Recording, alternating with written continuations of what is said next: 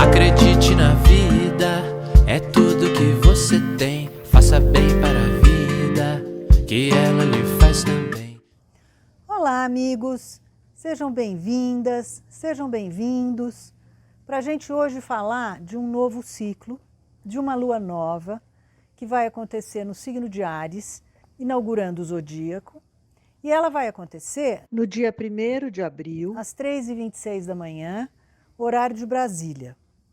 Lembrando, então, que esse é o primeiro signo do zodíaco e que com isso a gente inaugura um novo ano, entre aspas, que já foi inaugurado no momento em que o Sol entrou nesse signo de Áries por ocasião do equinócio, lá no dia 20 de março, mas que agora é que a gente, na verdade, tem a primeira lua nova, momento de plantar as primeiras sementes. Para começar, a gente pode dizer que já viu esse filme, porque o mapa está muito parecido com o mapa da lua cheia passada.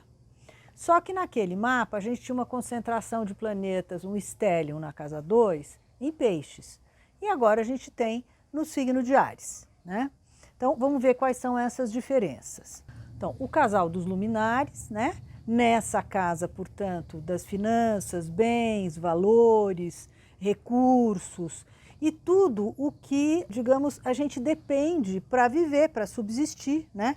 Portanto, também estamos falando aqui de energia, estamos falando de combustíveis, estamos falando do abastecimento de alimentos mundo afora e tudo o que, enfim, circula, né, produto da nossa, justamente do nosso trabalho. Vale dizer, né, que digamos que o céu está insistindo no mesmo tema e vem insistindo faz tempo, né, gente? Porque entra semana e sai semana e a gente vê que o tema dos recursos, quer seja abordado pela casa 2, quer seja abordado pela casa 8, que também é uma casa que fala de economia, a gente vem com esse assunto, né, sempre se repicando, e o céu, se está insistindo nisso, é porque a gente deve e precisa prestar atenção. Só que agora, né, o que o signo de Áries nos convoca é a inaugurar novos projetos, a tomar iniciativas, a plantar novas sementes, a dar vazão à nossa criatividade, porque a gente fica com um pique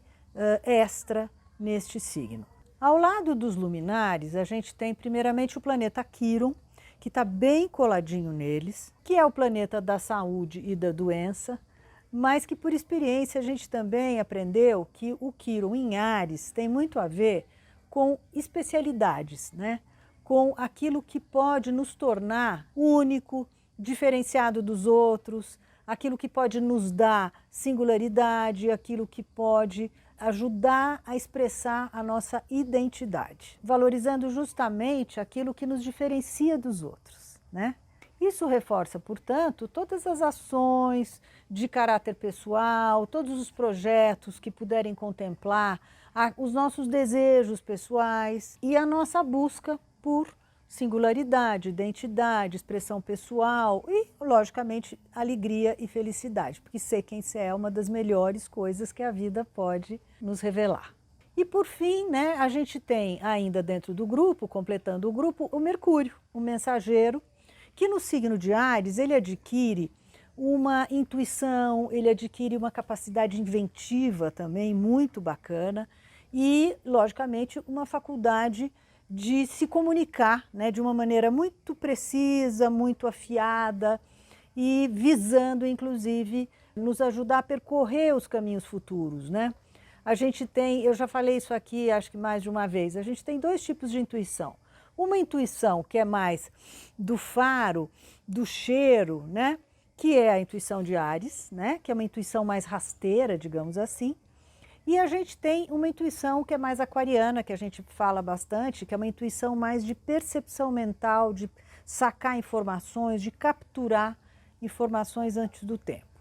De qualquer modo, o que nos importa é que intuição, de uma maneira ou de outra, nos faz acessar o futuro com mais perspicácia. E vamos lembrar que Áries é um signo de muitos talentos, muita criatividade, inventividade, iniciativa, né? Porque não adianta a gente também ser muito criativo, mas não ter pique para tomar providência. E, além de ser muito combativo, muito corajoso, muito pioneiro.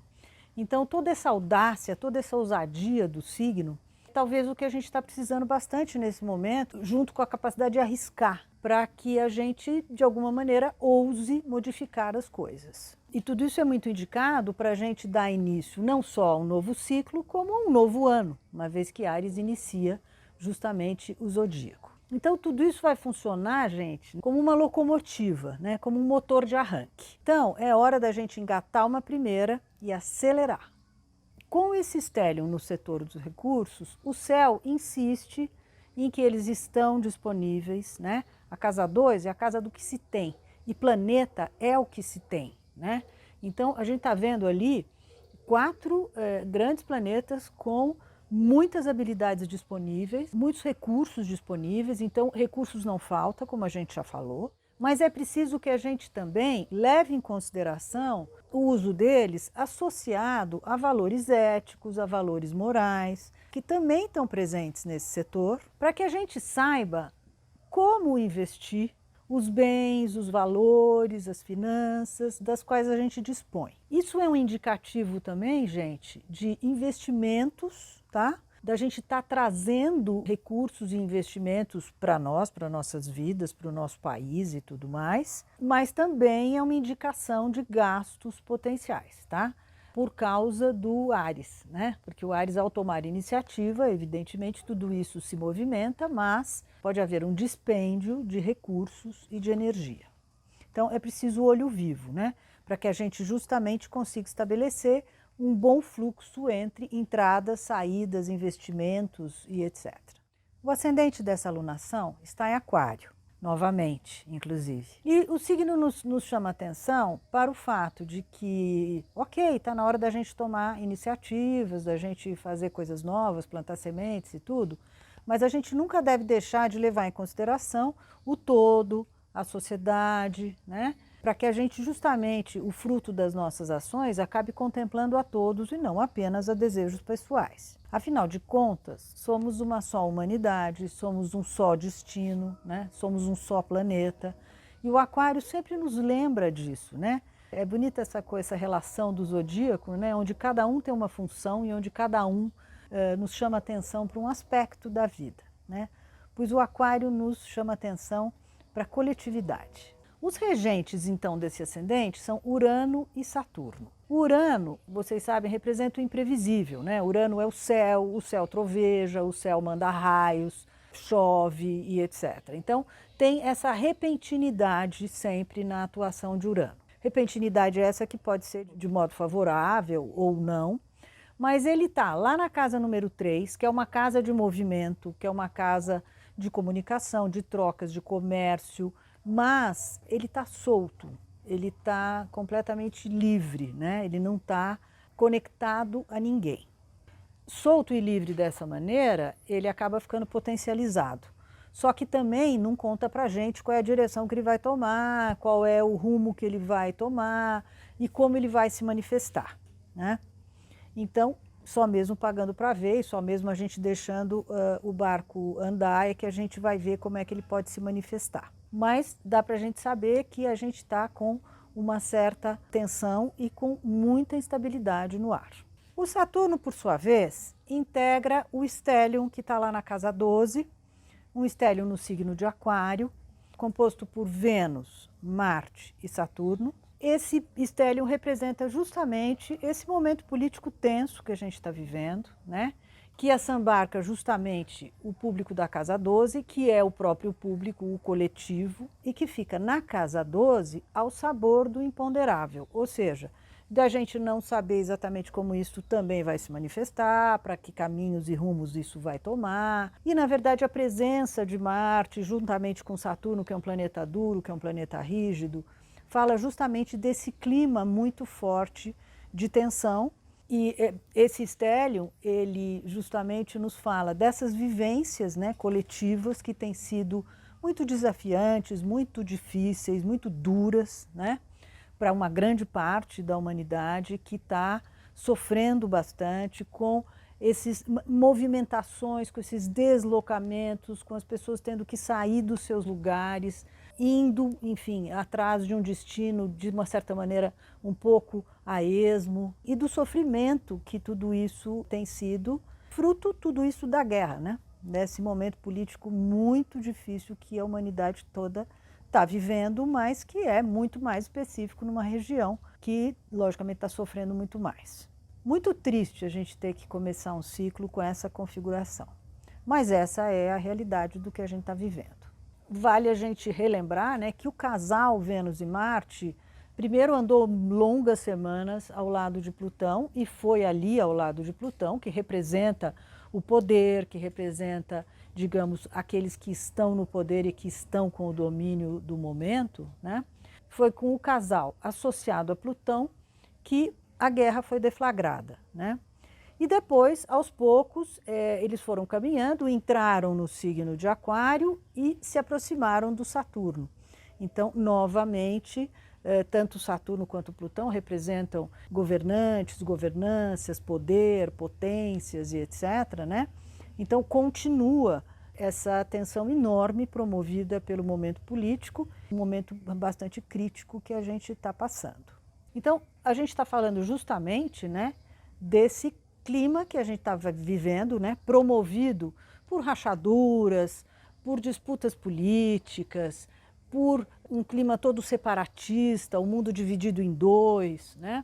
E quer seja internamente aqui, nas nossas tendências políticas nacionais, quer seja externamente, né, nas internacionais, mas de qualquer modo, essa questão, né, dessa divisão, dessa dicotomia, dessa coisa separatista, né, é primeiramente muito velho, muito démodé, muito retrógrado, né, e não tem o menor cabimento nesse momento que a gente está vivendo em pleno século XXI. É realmente um retrocesso, né, a gente imaginar que ainda nos mantemos com valores que há mais de meio século atrás já estavam vigorando, né? Quer dizer, a gente não superou, a gente caminha e não supera por décadas, né, tendências que são realmente muito retrógradas. É uma pena. E vamos lembrar, gente, que juntos, esses três planetas, eles regem cada um 2 signos, tá? Então, a gente está falando de mais ou menos 5 ou 6 casas do mapa, estamos falando de metade, né? Metade da humanidade, metade da energia, metade das tendências está submetido a essa conjunção, a essa configuração social, política, pública e que, portanto, metade da humanidade está submetido a uma tensão, né, e a uma instabilidade e não sabemos até quando e nem para onde isso vai. Então, realmente é muito triste. O destino da humanidade nesse momento é uma roleta russa. Bom, vale a gente complementar que essa tensão entre o stellium da casa 12 e o que justamente Urano também está representando atinge os nativos do segundo decanato do signo de Aquário, mas também do signo oposto, que é Leão, e também Touro e Escorpião, que são os 4 que já mantêm uma certa tensão entre si. Esses nativos é que estarão com as suas vidas pessoais um pouco mais pressionadas, um pouco mais mexidas, mas também com oportunidades de mudança e de movimentação, que sempre é alguma coisa que deve ser para melhor. O Plutão, por sua vez, está lá na boca da casa número 12, que também, enfim, está dentro do domínio ali do imponderável, apesar de estar no signo de Capricórnio. E ele representa justamente o poder, o todo-poderoso, que vocês podem notar, só está capturado pelo nó do norte do destino, aqui embaixo, e isso até é muito positivo, porque senão ele estaria muito solto demais e, portanto, com uma potencialidade maior ainda do que já está. Agora, a presença dele ali na boquinha da casa 12, a casa 12 é também um pouco essa coisa do que está sob esse domínio, né, do imponderável, o que quer dizer também que não se sabe muito bem para onde vai. Então está isolado, está perdido, está encurralado eventualmente, não sabe muito bem o que fazer, e isso é, de certa maneira, um pouco perigoso, porque a casa 12 também é o lugar do domínio da insanidade. Então a gente não pode deixar de considerar isso, porque afinal de contas estamos na mão de um maluco, não sabemos qual é o próximo passo que ele vai dar. No entanto, o Plutão também é a própria transformação, né? Se há alguma mudança radical que poderá ser feita, é a partir dessas forças, né, do inconsciente que podem se manifestar. Então, às vezes, a gente está num momento também em que parece tudo tão, enfim, sombrio, né, tudo tão difícil, mas é justamente nesse fundo de poço que mora também a transformação, né? Então, a potencialidade da situação se reverter também é muito grande. E às vezes é preciso que a gente retroceda, às vezes é preciso que a gente recue, às vezes é preciso ficar muito mais difícil e muito mais complicado para que essa força transformadora que se mexe repentina e radicalmente também consiga se manifestar. E a boa notícia é que tanto o Plutão quanto Júpiter e Netuno estão ligados ao destino do momento, né? Que é justamente o nó do norte, que a gente sempre fala dele, né? Ele está no finalzinho do signo de Touro, fazendo uma boa aliança com Júpiter e Netuno e fazendo uma boa aliança com Plutão. Então vocês vejam que, reforçando essa possibilidade, né, das coisas, enfim, também tomarem outros rumos, a gente vê que a conjunção Júpiter-Netuno, que está no signo de Peixes, e que vocês sabem, ela vem se aproximando do seu momento mais importante, que é o dia 12 de abril, também está ligada a esse nó do norte do destino, tanto quanto Plutão. E são, então, portanto, 3 planetas que são profundamente transformadores e 2, de certa maneira, estão mais reforçados ou mais fortalecidos do que um que esteja sozinho. Portanto, a gente não pode perder a esperança, né, de que podem haver manifestações sociais, coletivas, artísticas, culturais, ecumênicas, assim, de uma espiritualidade incrível. Quando eu digo espiritualidade, eu quero dizer que atingem a todos nós, né?